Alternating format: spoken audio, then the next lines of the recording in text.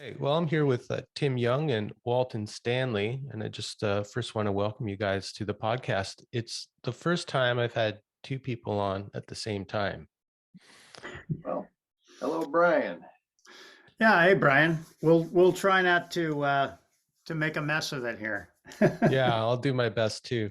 Um, I think it might be helpful if you guys just started by introducing yourselves and talking a little bit about what you do, and that'll help people just listening identify your voices too. So if you could say your name and just a little bit about yourself, that'd be great. Sure, I'll start. I'm Walton Stanley. So I live in Minneapolis, Minnesota, and have been involved with the Minnesota Men's Conferences since the first one in 1984, where I met Tim Young and a number of other guys. And now I help to produce and lead the men's conferences and carry stories into the conferences. Great. Hey, Tim. And I'm Tim Young. Oh, I'm Tim Young. Likewise, I met Walton at the very first men's conference in 1984, northern Minnesota. I'm a poet with my fifth book coming out this fall. I've been involved with the conference in many different positions. Organized a few. I even washed dishes for a few years, but it's not only the men's conference, the Minnesota Men's Conference, that we've been involved in. Walton and I have also been involved in the local men's work for ever since the beginning. We had a men's council for a number of years, and we were in a small men's group or we still are in a small men's group after 38, 39 years. So we've had a lot of experience in this area. Yeah. And I want to thank our friend Asher in Australia, who runs a platform called The Fifth Direction, inspired by Robert Bly's work. And he works with you guys as kind of elders from afar. And he's the one who put us together. So just a shout out to Asher in Australia. Yeah, exactly. Asher has attended some of our conferences virtually, along with some of the other guys from Australia. So it's been lovely getting to know them, even if it's through the technological medium. Yeah. Well, I've been very interested in the whole history of the men's movement, and I'm a big fan and student of Robert Bly's work and some of the other people that came out of that whole scene. And I know other people are too. Every time I do, like when Robert Bly died last year, I had a few people on who knew him pretty well to talk about him. And I got an outpouring of messages from people who had been touched by his work directly over the years or through the recordings that you guys at the Minnesota Men's Conference have been putting out steadfastly for years. So it's obvious that there's like a lot of love and respect for this guy. And I love to hear the stories of the old days, how it all went down, to kind of like help bring it to life for me and for others to understand what it was all about and what was going on beyond the way maybe the media covered it at the time or even now looking back. Mm-hmm. So I would love to start out, if you guys could talk about what it was like at the beginning there. Like, how did you find out about it initially? And maybe talk about what that first conference or two was actually like. Yeah. I'd like to start, Walton, because okay, I met Robert Bly a couple of years before the first men's conference. I was studying poetry in graduate school at the University of Minnesota, and Robert came to spend a couple seminars with us. And after one seminar, he says, would you come with me? I have to do a poetry reading at another college, and I just love to have somebody around because these were quite young college students, whereas I was at that time 30 years old. And I followed Robert, and he gave this incredible reading. And at the time he was doing poetry with a dulcimer, accompanying himself with a dulcimer. And for years at men's conferences, he would accompany his poetry with a bouzouki. But at that poetry reading, when he finished the poems, he brought the dulcimer over and set it on my lap. And it's at that time I says, oh, I have to know more about this man. I love what he is doing. And a year later, Walton and I, although we didn't meet, it was February of '84, Robert Bly did an evening where he told the story of Iron John. And the church basement where we were at was filled with men. And I was astonished. I had never heard fairy tales used in that way. And I'd been studying literature my whole adult life. So I got hooked. Walton, you were at that evening, right? Yep. Yeah, I was. In fact, so I was in I kind of fell into a small men's group because my wife was in a women's group, and so she and a number of women were getting together for breakfasts on Sundays periodically, and a bunch of guys who were partners of those women said, well, we can have breakfast too. So we started meeting, and eventually, we kind of continued meeting and expanded the group a little bit, and one guy one day brought in an article from New Age magazine, which was an interview with Robert Bly, talking about the Iron John story and the effects of the loss of initiation, of male initiation in society. And we were fascinated by the article and very energized. And shortly thereafter, Robert was giving the reading that Tim was talking about in Minneapolis. And so our men's group went. And at that reading, Robert kind of said, I've done a couple of these events for men in California, and I think one in Pennsylvania or something like that. It's about time we did one here in Minnesota. So if anyone's interested, just put your name down on a sheet of paper here. And he passed a sheet of paper around, and we all signed up. And one of the guys in my men's group, grabbed the paper and said, I will organize this conference. So that's kind of how that fell out. And that was the 1984 conference. That's interesting, to hear that there was already men's groups happening, like small local men's groups. I was born in '74. So I kind of missed all of that, or I was very young when it was going on, and I'd hear echoes of it from, Iron John coming out and King Warrior Magician Lover. But I always just kind of assumed that men's groups kind of started following the men's conferences and the whole men's movement.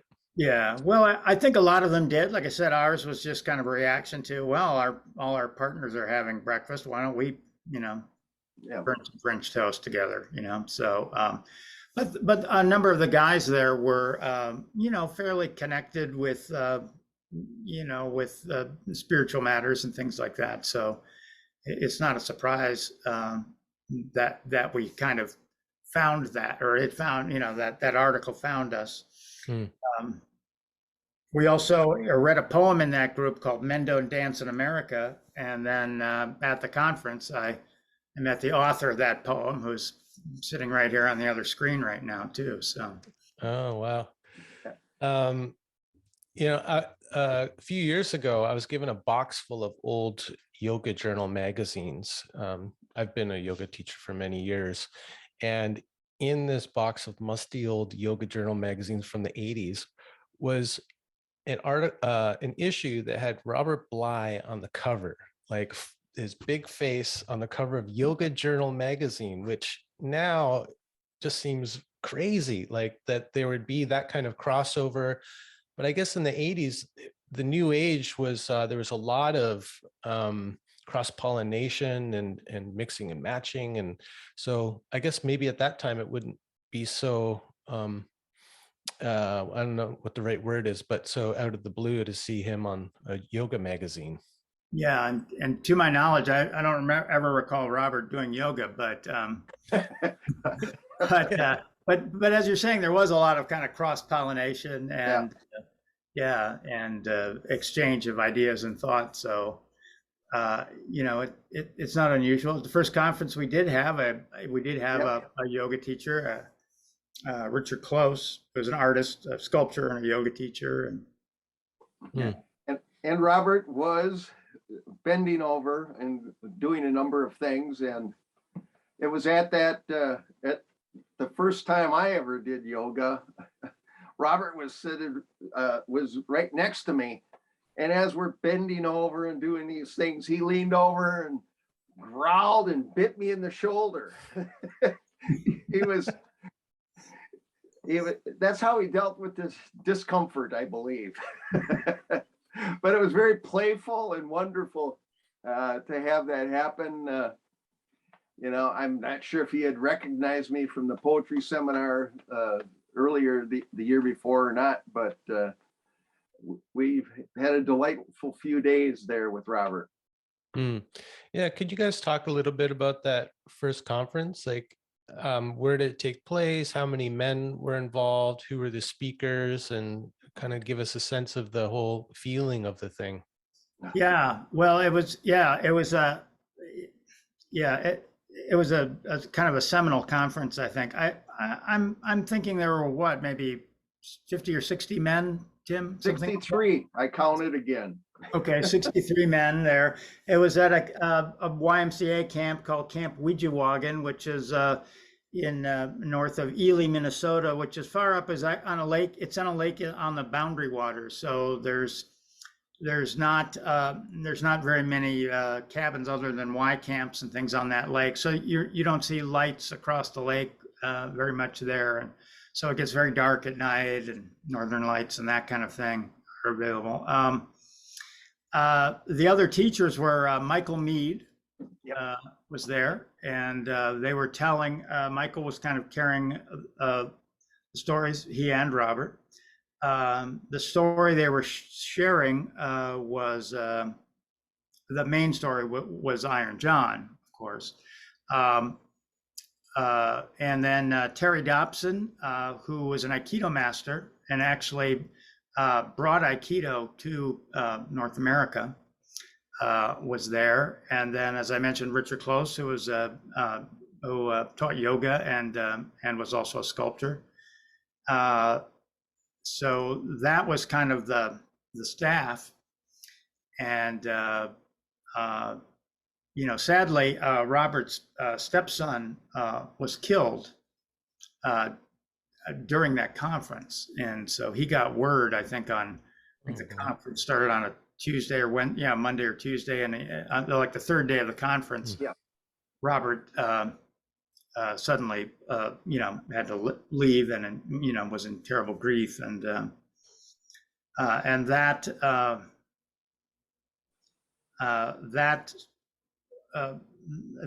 seeing him grieve like that, you know, very much sort of grounded and kind of galvanized that group of men, I think, at that conference. It plunged us into a deep hole of grief. Because many of us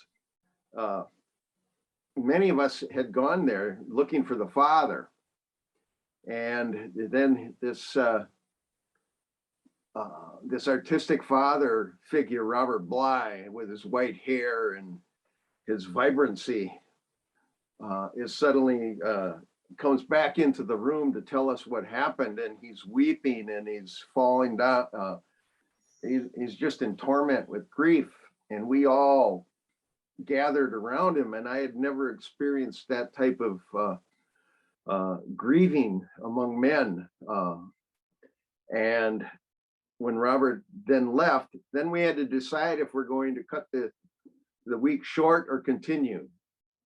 The leaders, Michael Meade, Terry, and Richard, and the organizers all decided that we would continue. So we continued for another 4 days without Robert. And something cracked. I know it cracked in me, cracked away so many of my expectations. As I said, I'd been had a few poems published, and I had come into this conference with a fairly large ego. The title of that conference is Why Do Men Dance? And of course, I had this poem published the previous year called Men Don't Dance in America. So I had assumed it was, you know, centered on my poem, which of course it wasn't, but that was my assumption. So my ego was split wide open. And at a very deep emotional and spiritual level. And we worked through that as a group of men in an incredible way, ritualistically, conversationally, musically. We had a carnival where we were dancing and letting the grief flow through our bodies. It was a very expressive week.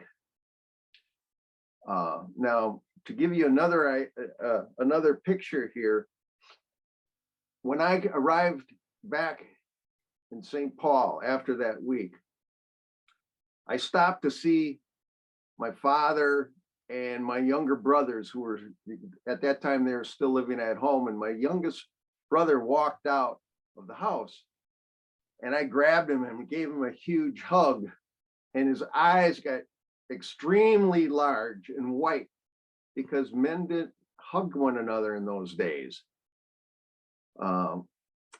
So he didn't know what to expect, and he said that I looked like I was on fire, and I didn't feel that, but that's what he said it looked like. Now all my brothers hug one another, you know. 38 years later, you know, it's not strange. And it's expected and appreciated. Just one change in 38 years for many men.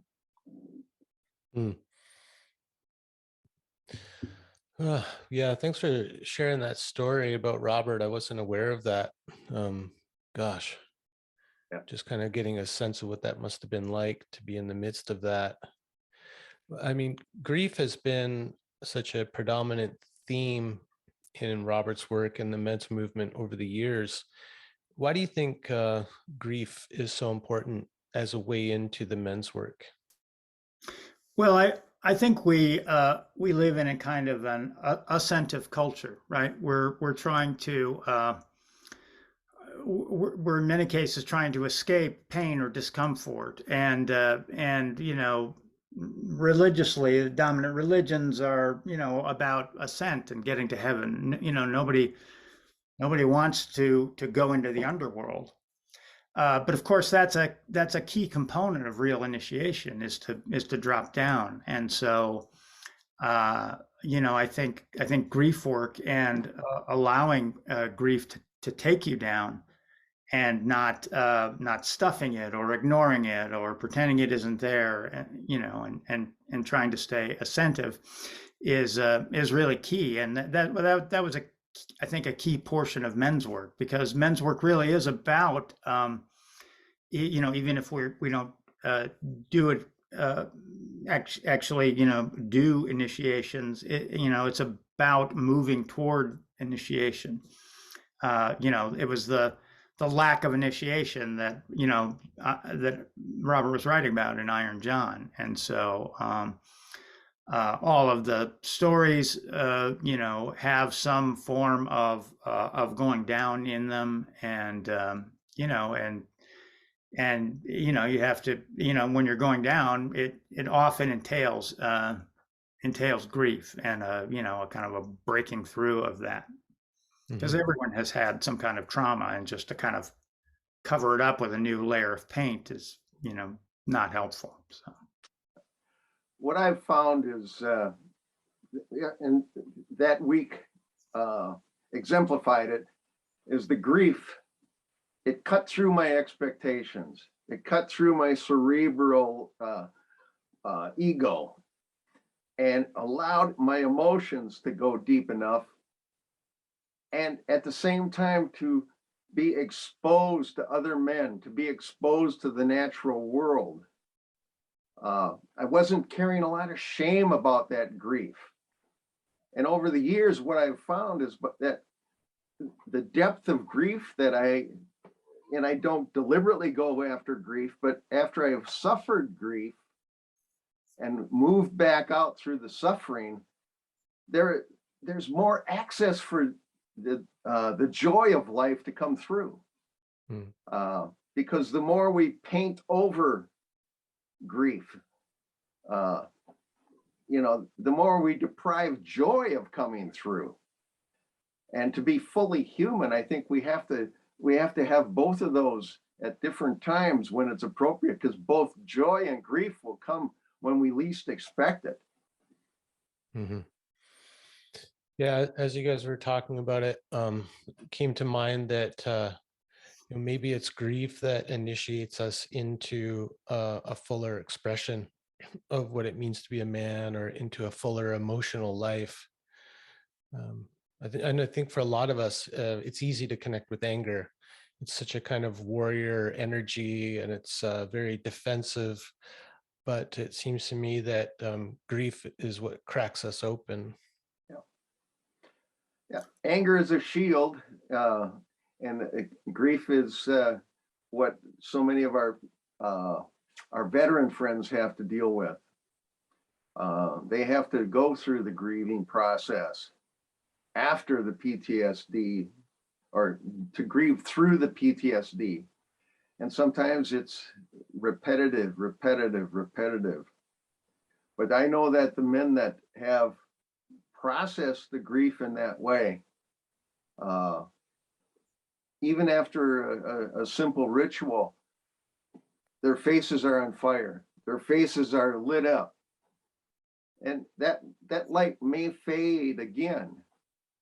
But there'll be time for another ritual.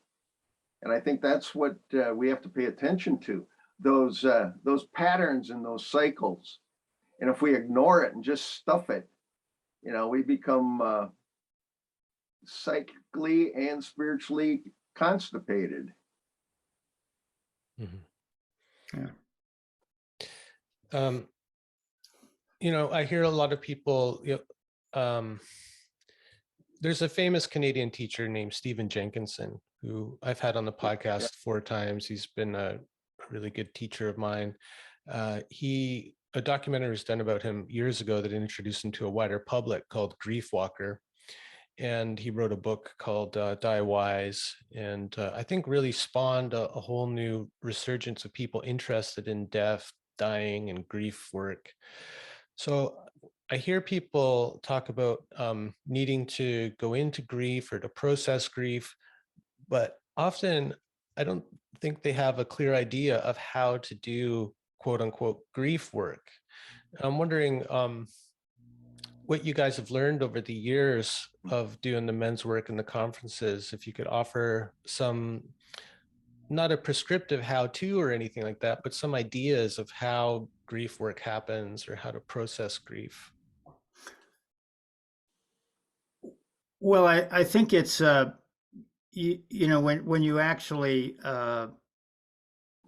make the grief conscious, when you actually, in essence, go down as the stories would have it. So, if you're, the dark man's sooty brother or the devil's sooty brother, he goes under the earth for 7 years and tends the fires and cooks things off. But, you could look at that as a place where you're doing a lot of kind of ashy work, and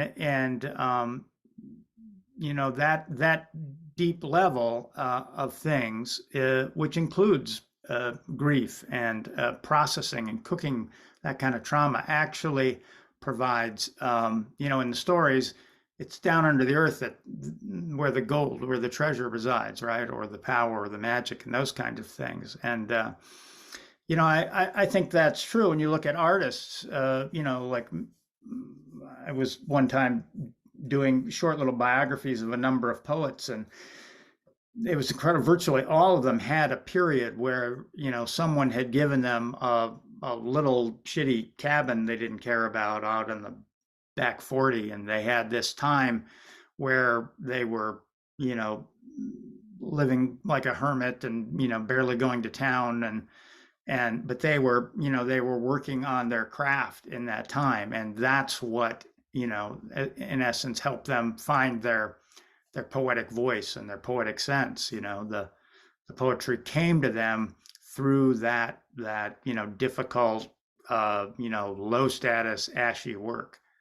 And I think that that can be true of any art, or of any any a genius, if you will. That's what's required. That hard, ashy work, and that work also, I think, grounds a person. You'll often see people who are, brilliant and ascentive, and at a young age, and achieve success, and then there's a crash, or they sell out or burn out or those kinds of things. But it's doing that hard, ashy work that is, I think, key to increasing our ambit of our capabilities, and also rooting us in that, so we don't lose our way. That's right. Even Robert Bly went through that period after graduating from Harvard, when he was living in a simple little basement apartment. I believe it was a basement apartment in New York, and he made money by painting while he was going back and forth to the libraries, while he was studying Pablo Neruda and other poets, and struggling as a poet for years in that way. He did his grief work coming out of the plains, and being out in the East Coast, coming off the plains. When I was in graduate school, one of the professors told me a story about when Robert first went to Harvard. He was a bit embarrassed, I think, to be out on the West Coast or on the East Coast, and in Harvard, people would ask, "Well, where's your father's money from?" Well, Robert was from a small farmer in Madison, Minnesota, and he would say, "Well, my father's in land and cattle." And there's a few documentaries about Robert's early days as a poet, and even long before the men's work, and before he was a noted poet, he was working on the farm, shoveling manure, working in his chicken coop that he had turned into a study.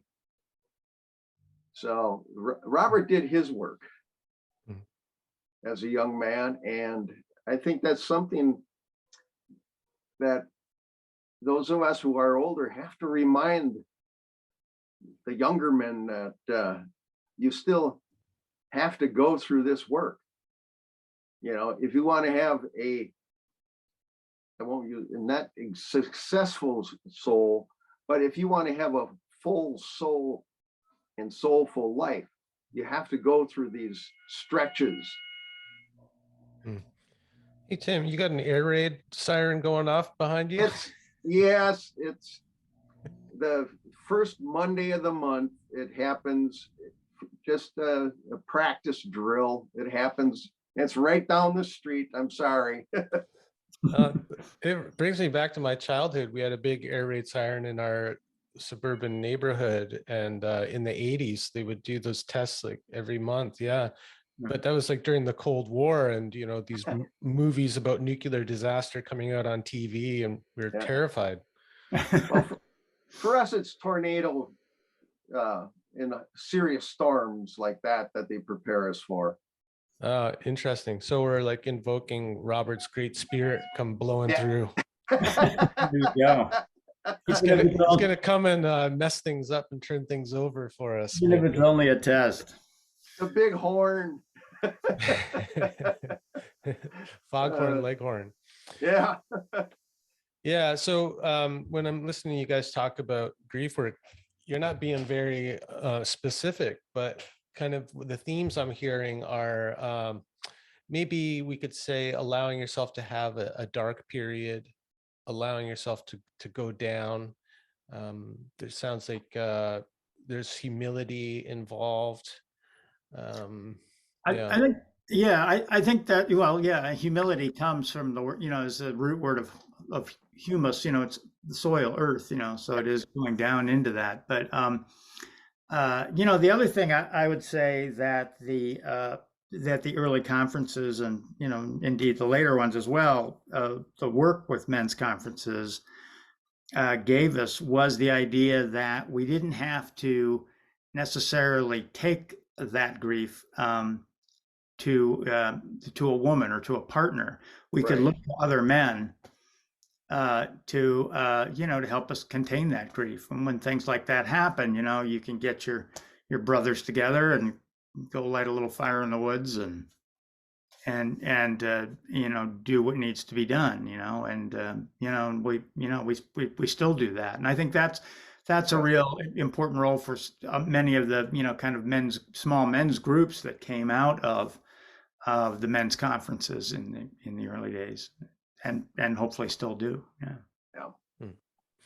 Yeah. And I think it's not just the grief over maybe a loss that we've experienced in our life, but isn't there also something to grieving like experiences that we've lacked in our life, like an initiation or having the blessing of the Father, that kind of thing, and bringing that to the forefront of men's consciousness to recognize what they're missing in a way, and then honestly grieving that. Yeah, absolutely. Like both you guys started out by saying, I think that you're looking for your father in going to the men's conference. Yeah. That wasn't my intention to put it that way. There were many men in that conference. I had a long lasting and intense relationship with my father. And I know Walton also had, and I would say for the most part, my relationship was healthy with my father. But I know many men who have come to the conferences, they're always looking for the Father. Yeah, and I think there's a different, there's fathering and there's different fathering. There's your biological, your family father. And as Tim said, I had a pretty good relationship with my father, but there's also kind of a father of the soul, if you will, or, and in initiations, that would be your godfather, right? Or the initiator, right? And so, and we certainly, different people kind of take that role a little bit in society, but it's very unconscious in modern culture. So I think the idea was to, connect with some older men and have that kind of spiritual and soul connection to deepen your soul. And sometimes, as we were talking about the other day with you, Brian, it isn't a a formal thing where someone's sitting down and passing wisdom to you necessarily. I mean, they are, but they aren't. I remember, an example was the first conference. Of course, Robert left, and Michael Meade stepped in, and as a relatively young man, looking back on it now, I think Michael was probably in his 40s when that conference took place. He did a remarkable job holding that container, and building that connection. But also for me, I hung out a lot at that conference with Terry Dobson, the Aikido master, and Terry was just this, amazing presence and giant, big character and there was a lot of, it wasn't anything Terry taught me. I don't have any real Aikido skills. I mean, there were things he taught me, but a lot of it was just kind of a shoulder to shoulder intimacy with Terry. There was just bodily connection of, here's an older man who's enormously powerful, and I'm standing at his shoulder, and something is being transferred. And that's really an important element that is hard to describe. It's not necessarily valued in this society, but just having an older man, a powerful man at your shoulder is, I think, really important for men as their souls are developing. I'd like to follow up on that, because what struck me with Terry, I remember when he brought the crosscut saw out, and he teamed us up, 2 men on a crosscut saw. And I had grown up. My father had woodlands. I had been cutting wood my entire life. But Terry had us on this crosscut saw, and we had to learn how to let go.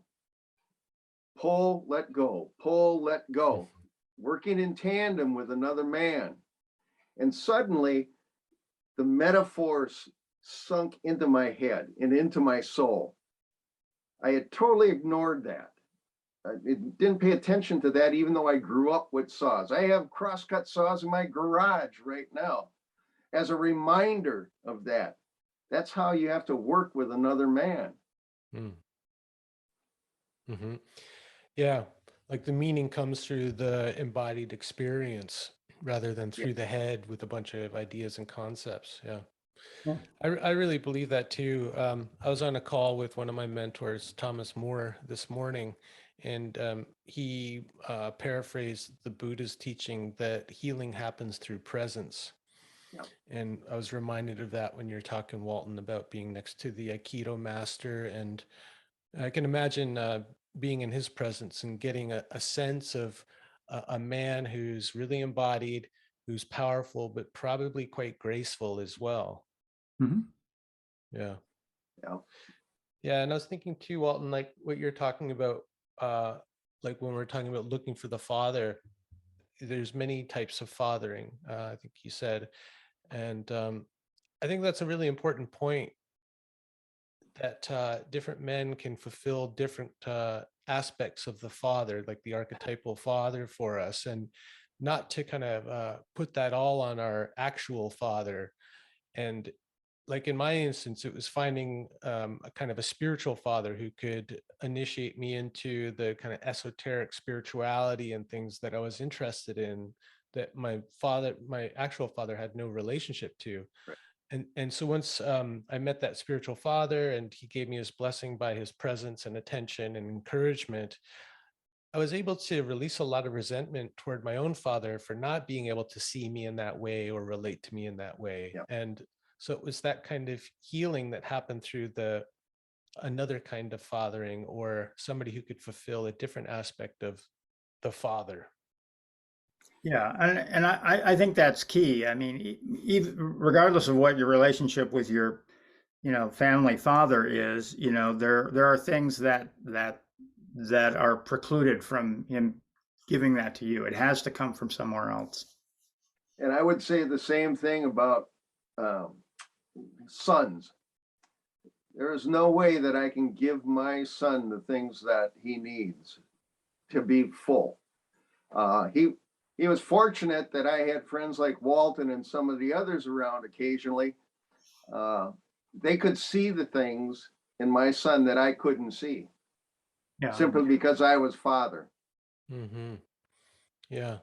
So having a band of uncles around could be really helpful for a young boy growing up. Yeah, very important. Yeah.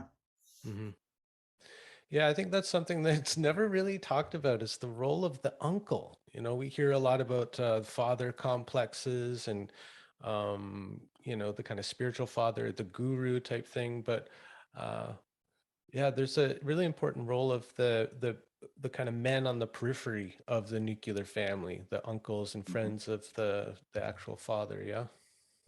Yeah. Traditionally, and in many cultures that practice initiation, it's the maternal uncle that kind of runs the initiation for the young man, or supports him through that, or puts him through that.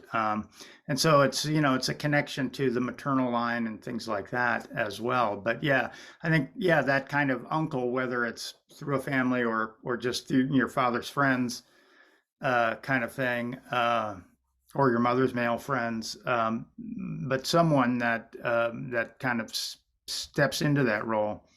And I think it helps having a lot of, kind of crazy uncles too, for young men to meet a lot of characters, James Hillman, one of the things he talked about was, it was important to introduce your children to a lot of characters in that way. So. Mm-hmm. Yeah, so they can see that there's not just one way to be a man or a woman, looking at the father or the mother, but that masculinity can take all these different expressions. And Right. it's my aspiration to be the crazy uncle, by the way. I don't have kids of my own, but if I'm going to be anything, it's going to be the crazy uncle who shows my nephews or other kids that, oh, you can also do that. Yeah. I think that's right. And, it's about when the soul is really connected with, it tends to, when you become who you really are meant to be, you tend to take on some eccentricities, and things get a little, get a little crazy and a little strange, because, you're not supposed to be a cog in a machine, right? Yeah. As I've gotten older, I've become that crazy uncle. I don't consider myself crazy, but my nephews, that's kind of the way they talk to me. I'm the alternative in many ways. Yeah, but like the uncle who, when they come over to your house, they can like kind of start sifting through the bookshelves and finding all these weird, strange books, or these like, you've got some of the interesting objects behind you in your office there. That's so important. Like I remember going to my weird uncle who came into the family by marriage, and he was Italian, so he was like extra weird. My uncle Ezio. But I remember going over to his house, and as a really young kid, he could see my eccentricity in me. And he turned me on to like people like Frank Zappa and Captain Beefheart and Peter Gabriel, like all this kind of weirdo music that my parents just weren't into. And so I loved going over to his place because he'd have all these like crazy rock posters up and like weird books and magazines and stuff I would never be exposed to at home. Yeah. Yeah. And if you are crazy, I think it's important that the child be exposed to the non-crazies. They have to know how to deal with them too, because they'll see the craziness in the so-called normals. Yeah, right. As someone else who's been really important to me over the years is Martín Prechtel. And I know Robert kind of discovered him, right, and brought him into the different conferences. Can you talk a little bit about like what it was like when Martín arrived on the scene? Yeah, that was I think a huge shift in the life of those conferences. Martín was is the real deal. He's been through indigenous initiations. Him and Malidoma Somé came a little before Martín, but I mean, talk about crazy uncles. I mean, Martín came in, and I think he had like big knives with him all the time, and this incredible, hair with a top knot, and weird, vests and beadwork and jewelry, and just just amazing stories. And then also Martín,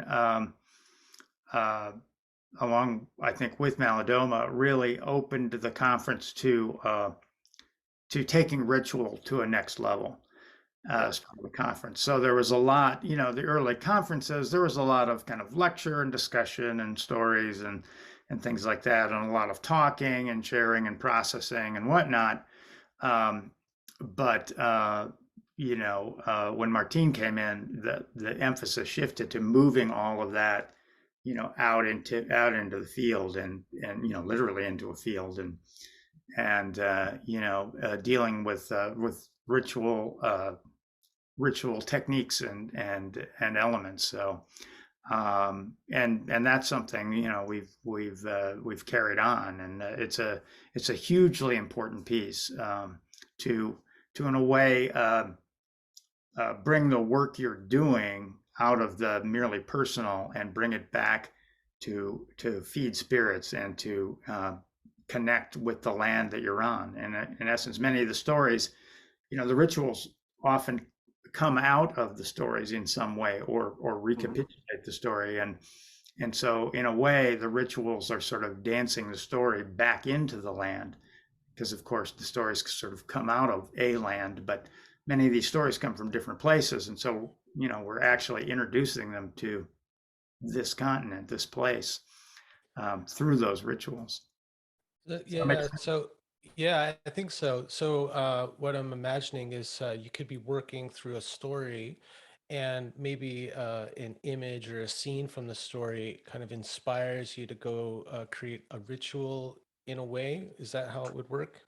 Yeah, or it might inspire some aspect of a shrine, or often the rituals are kind of involve kind of a journey, and then out into some area where there's a shrine, or something is processed, or something is witnessed, or an offering is made, often that kind of thing, and then there's a return to the community fire. I mean, that's the basic pattern of a lot of rituals. You kind of go out, you go through something, and then when it's time, you come back in and bring that energy back to the community. Yeah, I kind of lost my train of thought, but yes, that's kind of the idea. And often the kind of stations or shrines or things like that will have some element that in some way reflects or recalls or reconstitutes the story. Mm-hmm. Yeah. Yeah, well, we were talking about Martín and what it was like when he arrived on the scene, and you brought up Malidoma. So when those guys entered the conferences, I can imagine that they brought maybe for the first time a non-European sensibility and non-European stories and rituals into it. Yeah. Mm-hmm. Yeah. Oh yeah. Yeah, very, very much so. I mean, I think people had, there had been some stories that were non-European shared before them, and some people had done some medicine work with non-Europeans in various places. But yeah, Martín and Malidoma Somé were, I think, huge accelerators and influencers in that that of ritual work, and connecting to, to actual medicine societies that that they'd been part of. Yeah, like connecting to living traditions. And Yeah. And what Martín said, and Malidoma too, in his own way, was that what they'd been tasked with was that the elders had seen that way of life was essentially dying. The villages were oppressed and messed up, and things like that. And their mission, if you will, was to kind of replant the medicine, in the heart of the enemy. Right. Yeah. And one of the things that I wanted to reiterate was both Martín and Malidoma kept reinforcing the importance of the larger community. We didn't go through these rituals just for personal enlightenment. We had to feed the community. We had to feed the environment around us. And so we were always encouraged, and Martín always encouraged us to do rituals together, to gather together. It was important. And he basically said that at someday I'm not going to be around to help you guys. You guys have to learn this yourself. And it's difficult because I think we've tried to keep learning this. Martin's back in the mountains again. We can't just give him a phone call and say, well, what should we do? So we have to tap into our ancestral depths, into the memory depths that Martín and Malidoma introduced us, and do the best we can. And I think that's what we've been trying to do with the Minnesota Men's Conference. And we have Miguel Rivera still with us. He was at that very first men's conference that Martín was at. They came in, and I thought they had known each other a long time, but they had only recently met at that first men's conference. So these threads keep us together. You know, Miguel now, that's 30 years ago that Miguel showed up. And a number of us have been doing this for 40 years. And Walton's son, my son, a couple other young fellas have all participated over the years. It takes a long time for this interactivity to come out like and blossom in the natural environment. I remember Robert Bly when he first started. He says, don't expect a whole lot of this to happen overnight. This might take 150, 200 years for it to fully come to fruition. Mm. And after 40 years, I see that. Yeah. I think it's important to note too, and correct me if I'm wrong, but I think Martín and Malidoma would both say that it was important for us kind of the European diaspora, you know, these displaced Europeans who find themselves a couple generations later on this quote unquote new land, that it's important for us not to just appropriate the Guatemalan or African rituals and songs, but to be inspired by the land that we find ourselves on and the stories from our own ancestry, and somehow within that form a new kind of ritual. Yeah, that's absolutely right, Brian. I think they would both agree and had said much the same thing. You know, there's a story. Martín brought some corn. It was there's kind of a sacred patch of corn that's used in ritual and that kind of thing in the village, and he brought some of that corn and he passed it out to people in various places, and you know, not really knowing if it would really germinate, you know, but a number of the guys actually did get a crop to grow of the corn. But when they brought it back, it looked completely different than the corn that had been planted, you know. And it was, you know, I mean, the realization was like, okay, well, they're planting it, but they're planting it in different soil. It's a different environment. There's different medicine. There's different spirits, and yeah, it's going to look different here than it did down there. So,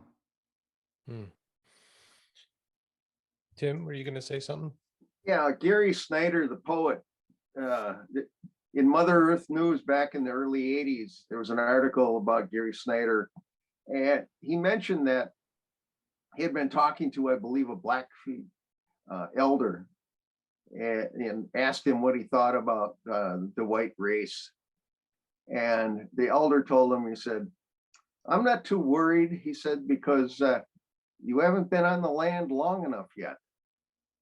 When you can start speaking for the land, things are going to change, because you'll be feeling and connected with the land, and the land is going to change you, and it's going to change itself.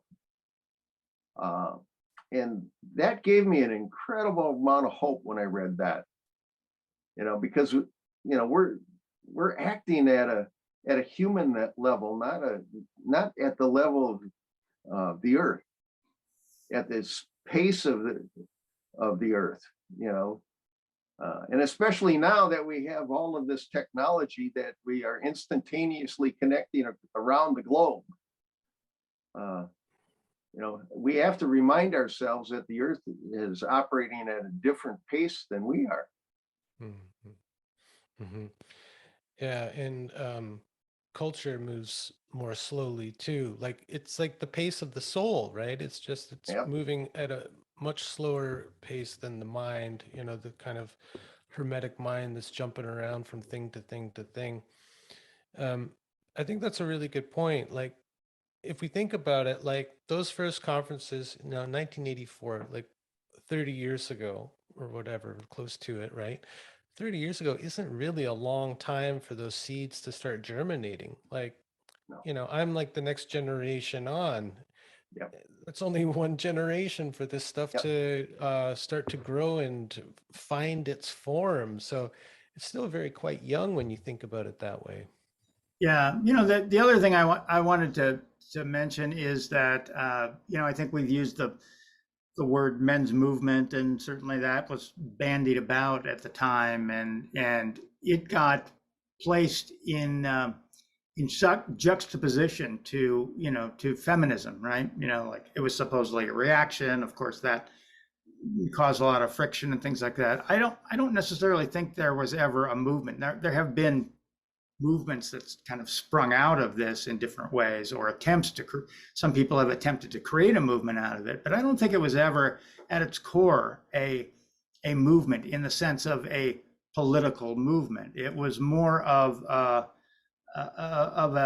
looking at of a stopping and a going down and looking at ways to make some alchemical or soul changes. But it wasn't analogous in a way to the women's movement, which was about social and political and economic freedom for women and justice for them. That wasn't what was going on with us.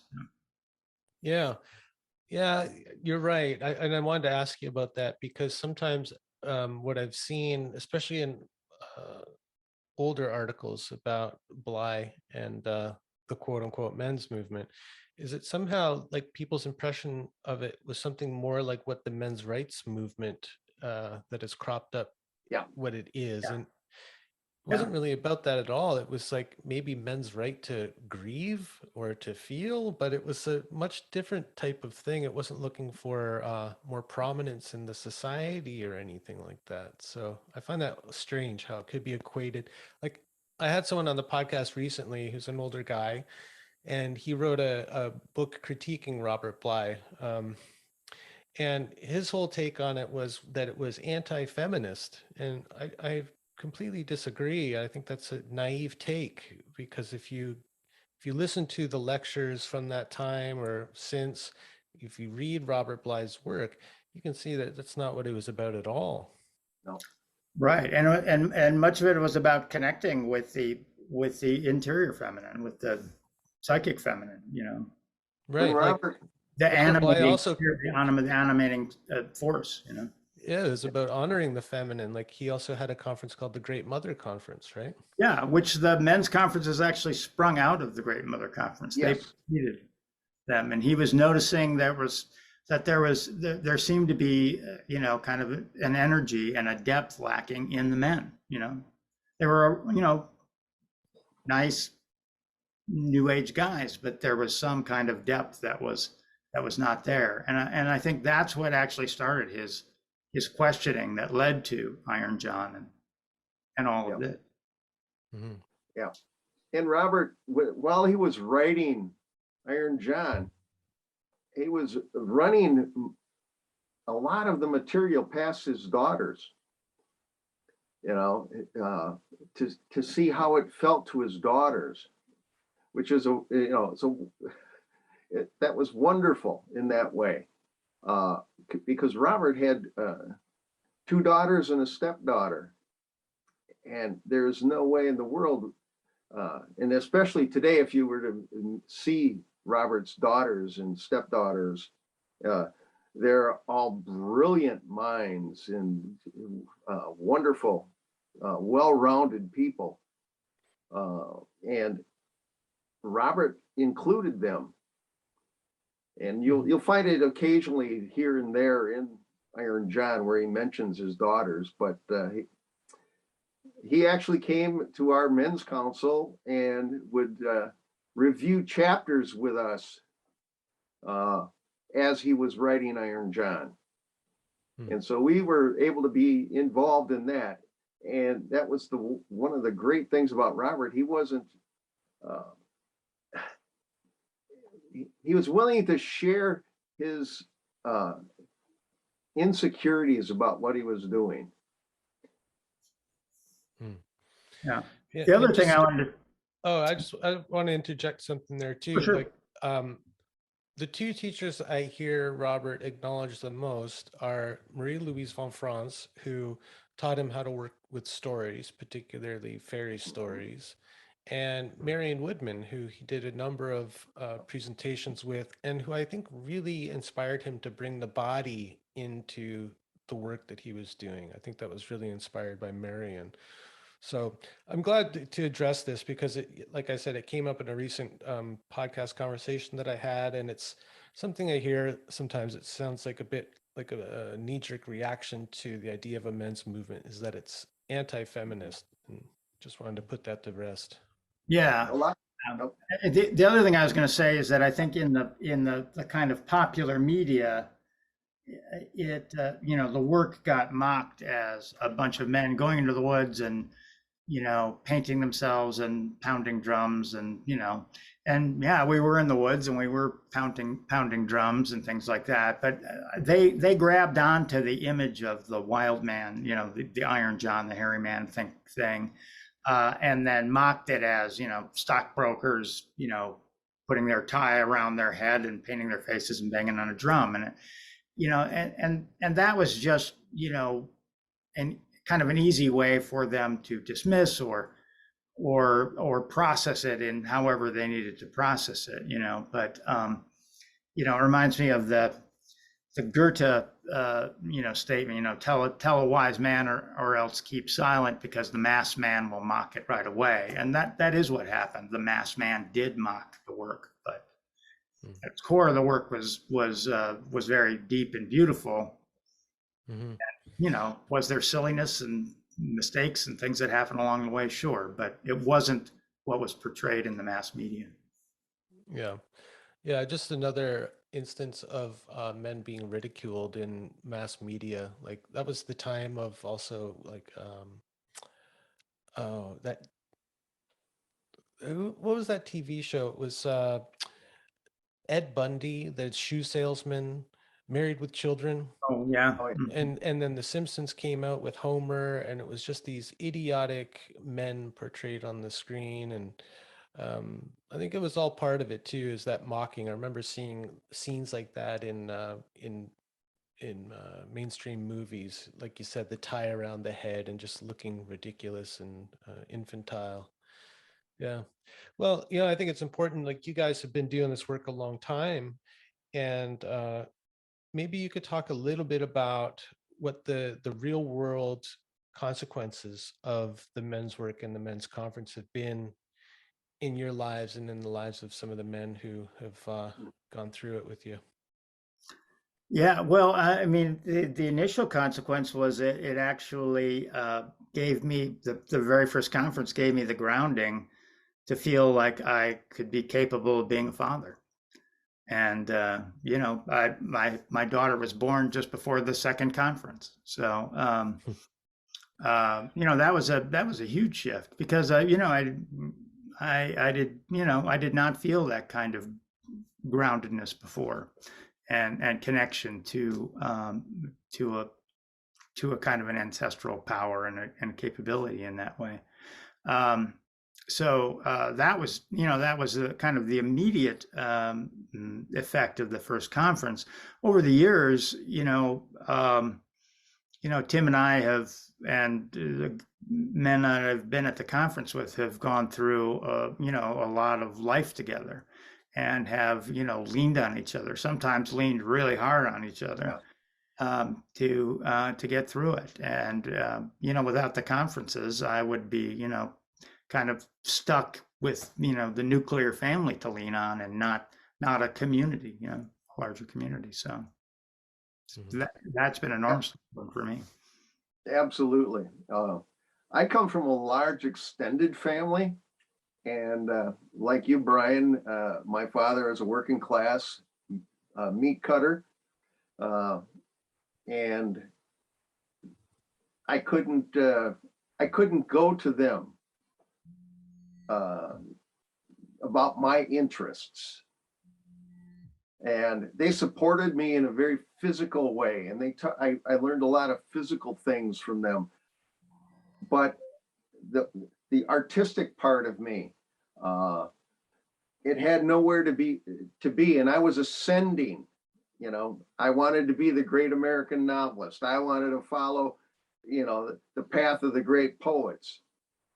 Unfortunately, I didn't have. I shouldn't say that. Unfortunately, it was the wrong direction. I was ascending, and Robert Bly, when I met him, it altered the path for me. It altered my direction. I was no longer going to be the great writer in the way I had wanted to be. I was in the middle of journalism school. And when I had poetry published for the first time, suddenly I could see that, oh, my life can be totally different and extremely fulfilling without having those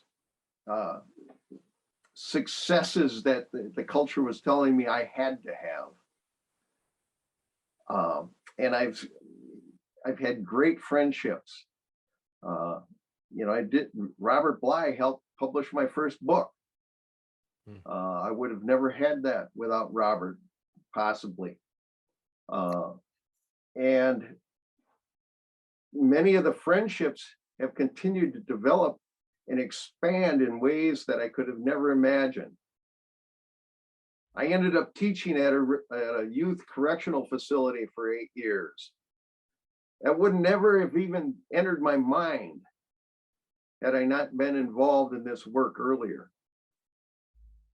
I have no idea what the effects are of that, but I know it helped me a lot. I learned a lot working with those boys at the correctional facility. So my life would have been a lot different. And as I mentioned before, I can hug my brothers now without any shame. And in 1980, that would have never happened. The condescension and the mocking that came if you hug someone. And I'll give you a quick example. It was right after the first men's conference in 1984. One of the men who was there owned a Harley Davidson dealership right near where I worked. And I walked into his shop. He was behind the counter. And he came out and we gave each other this enormous bear hug on the floor of the Harley Davidson shop. And you can imagine all the bikers that were in there giving us the evil eye and all of what they might have thought was going on. Now you can't go into a biker shop without the bikers giving one another a hug. So things have changed in many different ways at many different levels. Yeah, I think that's right. And I think also just culturally, I mean, I think you see men much more engaged with their children than they were before Robert Bly started. That was, that's a huge and I think kind of little observed effect, but it's not uncommon to see dads out in the park with their kids, or pushing, hauling a little baby around, or any of those things. There's much more engagement with our children, which was a big part of what Robert was writing about the Yep. loss of that with the Industrial Revolution and men going out into the world and becoming kind of the 50s fathers that Yep. the sons didn't know, or the daughters didn't know either. In 1984, there was no such thing as a diaper changing table in a men's room at the gas station. You know, they're all over. Yes, and the most read poet in America was Rod McEwen, who wrote, Yeah. The Clouds from Both Sides Now, and now the most read poet in America is Rumi. So I was gonna say, yeah, it's got to be Rumi. yeah, And Robert was the first one to translate Rumi. yeah. His Here. work, Hillman Barks, but Robert very much made that, Yep. part of the culture. That's great. Well, you guys have done such an incredible service stewarding this work since Robert had to step back from it. And I'm curious, like, when you see new guys coming up, what do you think the future of men's work looks like? Do you see anything shifting and changing, or do you see anything on the horizon? It's a good question. It's really hard to say, and it may be that that men's work is not is less of a mass movement and more of a lot of men kind of going to ground, or a lot of men getting together, around a small fire and sitting close and things like that.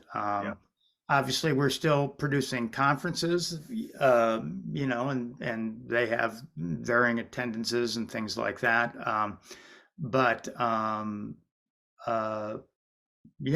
it may be that it's a lot of men kind of to use an image from the stories, riding the slow shaggy pony rather than the big war horse. Yeah. There's a life force that's moving through all of us. It's coming out of the earth. It's moving through our bodies. Our bodies will desire certain things. And I think ritual is one of those things that our bodies desire, because our bodies cannot hold trauma for long stretches. Our bodies want to release trauma. Our bodies want to feel the joy that's moving through us. And the more that we're aware of this, the more hope that I have. Already all over, people are connecting, just as we are right now, through technology, over the airwaves. We're connecting. It's not quite enough, but it's a way to share information.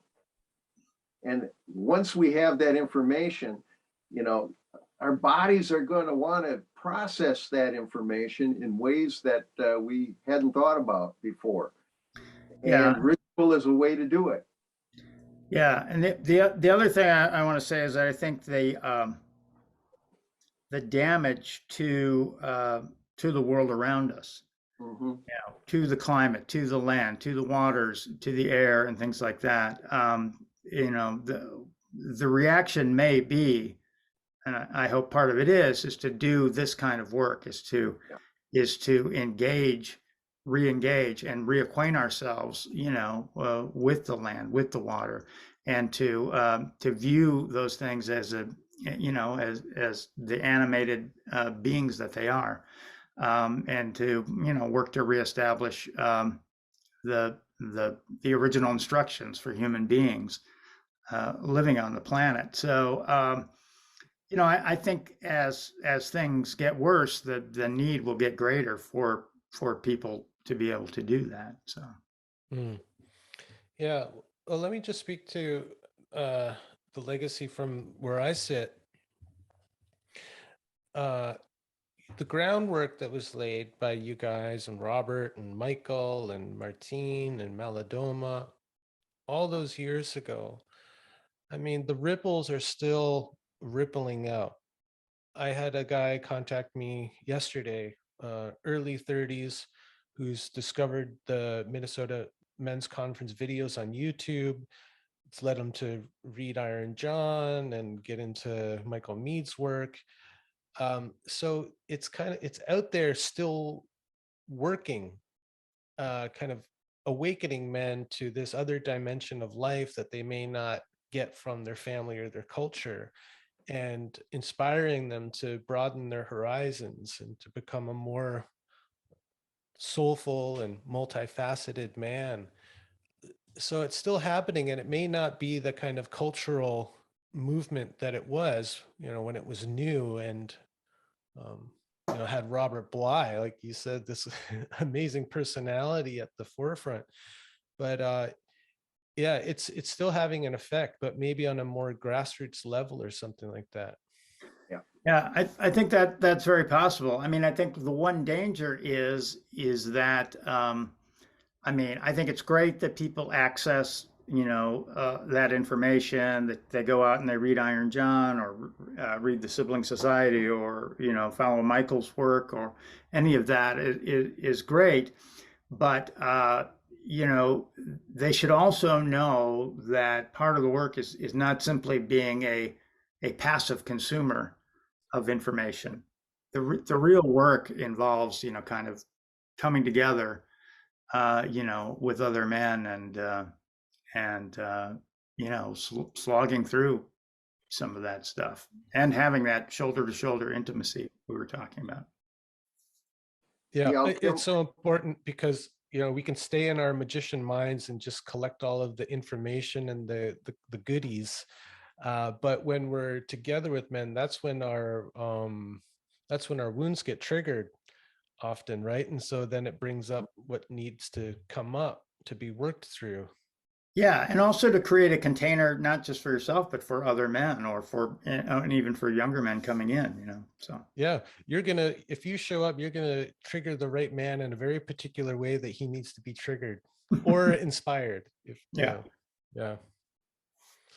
Tim, did you want to say something? I was thinking about the heat that occurs, and in alchemy, there's a phrase that says, don't let your fire get hotter than that of freshly dropped horse shit. And that's where the processing takes place. The processing in alchemy, the changes have to reach that level of heat. You don't want it to be, a blast furnace. And so many ascendant people want to go into the, fly away into the sun, fly off into the farthest galaxy, and experience that fire. But true transformation occurs at a lower level of heat. Yeah, you got to get down in the shit. Exactly. Yeah. Yeah, and cook slowly. Yep. Yeah. That's right. Well, that's great, guys. Thanks so much for sharing your stories and some of your wisdom that you've acquired over the years. We really appreciate it. I know there's other guys out there who are going to really appreciate this as well. So this isn't over. I mean, the Minnesota Men's Conference is still happening even through COVID. What's going on with it now? Are you guys going back to meeting in person? We are. We have a fall conference that's being held near the Twin Cities at a Y camp, actually just across the border in Hudson, Wisconsin. So yeah, the weekend of October 7th, 8th, and 9th, we're doing a 3-day in-person conference. So invite men to show up. Yeah. If they need information, just go to our website, minnesotamensconference.com. Great. Yeah, the guy I spoke to yesterday, he's in Wisconsin, so I know I'm going to be sending him the link. That's for sure. Yep. Again, he's a guy who's read all the books, listened to all the lectures, but he hasn't met in person with a group of men before, which is a real, its own unique thing. It's like a football player who studies all of the plays and knows all of the plays, but you have to get on the field and actually play. Yeah. Well, thanks so much, guys. And, Yep. maybe I'll make it out there one of these days while you're still around. That would be great. We'd love Yep. to see you. Likewise, Brian. Thank you for having us. Yep. Yeah, maybe when it's a little warmer though. I think Wisconsin in October, November would be pretty chilly, yeah. Well, there's heat. All right. Yeah, there's enough horse shit to keep us There's warm. enough horse shit to That's keep. right. Thanks, guys. You take good care. Thank you. Thank you, Brian. Take care. Bye-bye. Bye now. Bye. The Medicine Path is produced by Brian James on unceded Coast Salish territory, Vancouver Island, Canada. For more information, visit brianjames.ca. Music by Olive Artizoni, aka Greenhouse. Join the Medicine Path tribe and gain early access to episodes and the full podcast archives at patreon.com/Medicine Path. May the road rise up to meet you. May the wind be always at your back. May the sun shine warm upon your face. May the rain fall soft upon your fields. Until the next time we meet on the Medicine Path.